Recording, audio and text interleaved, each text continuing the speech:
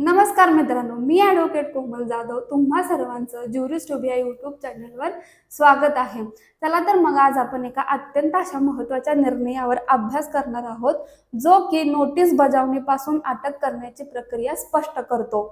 त्यापूर्वी जर चॅनलवर नवीन असाल तर चॅनलला सबस्क्राईब जरूर करा, व्हिडिओला लाईक, शेअर आणि कमेंट जरूर करा आणि असेच ऑथेंटिक आणि इन्फॉर्मेटिव्ह व्हिडिओसाठी चॅनलला सबस्क्राईब करायला विसरू नका. चला तर मग पाहूया की या केसच्या घटना काय आहेत. तर त्यामध्ये असं झालं की पोलिसांनी आरोपीला नोटीस पाठवली जबाब देण्यासाठी.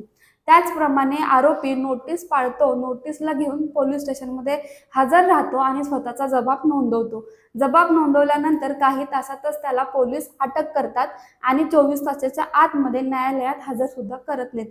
त्याला का अटक केलं आहे याची कारणे सुद्धा समजावून सांगत नाहीत. त्यामुळं न्यायालयासमोर असा मुद्दा उपस्थित राहिला की ज्या वेळेस एखादी व्यक्ती नोटीस घेऊन हजर राहतो पोलीस स्टेशनला आणि तो नोटीस पाळतो, तरीही त्याला अटक केलं जातं आणि तेही लेखी कारणे न देता. मग न्यायालयासमोर असा प्रश्न आला की जो व्यक्ती नोटीस पाळतो त्याला अटक करण्यासाठी लेखी कारण देणे बंधनात्मक आहे का. त्याप्रमाणे न्यायालयाने असे निर्णय दिले की आरोपीला सोडण्यात यावे. तर त्या का सोडण्यात यावे त्याची कारणे न्यायालयाने सांगितले की एकतर BNSS सेक्शन 35(3) प्रमाणे पोलिसांनी नोटीस पाठवली.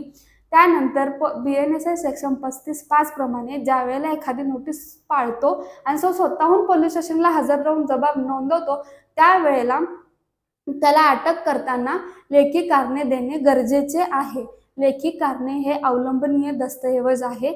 त्यामुळे त्या अशा व्यक्तीला अटक करण्यासाठी लेखी कारणे देणे हे पोलिसांचं काम आहे आणि कायद्याने ते गरजेचं आहे. त्याचप्रमाणे आरोपीला 24 तासांच्या आतमध्ये न्यायालयामध्ये हजर करणे हे सुद्धा BNSS सेक्शन 58 अंतर्गत येते. तर त्याप्रमाणे पोलिसांनी ह्या सुद्धा प्रोव्हिजनचे फॉलोअप घेतला नव्हता. त्याचप्रमाणे त्याला का अटक केली आहे ही कारणे सुद्धा सांगितली नव्हती. त्यामुळे कॉन्स्टिट्यूशन आर्टिकल 22(2) प्रमाणे आरोपीच्या मूलभूत अधिकारांचे उल्लंघन झाले होते. त्यामुळे कोर्टाने सांगितले की जर आरोपी इतर कुठल्या गुन्ह्याशी संबंधित नसेल तर त्याला सोडण्यात यावं. थोडक्यात काय तर बारीक सारीक प्रोव्हिजन सुद्धा कायद्यामध्ये जर आपण पाहिला नाहीत तर त्याचे किती मोठे परिणाम होऊ शकतात हे याचं उत्तम उदाहरण आहे. आणि त्याचबरोबर नोटीस जर एखाद्या व्यक्तीला आली आणि त्याला जर अटक करायची असेल तर ती काय प्रोसिजर आहे हे या निकालाने स्पष्ट केले आहे. या केसचे नाव आहे Vicky Kamble versus state of Maharashtra. 25 September 2025 रोजी हा महत्त्वपूर्ण निकाल हायकोर्टने दिला आहे. त्या व्हिडिओ कसा वाटला कमेंट करून नक्की सांगा. लाईक, शेअर आणि सबस्क्राईब करायला विसरू नका. Thank you so much.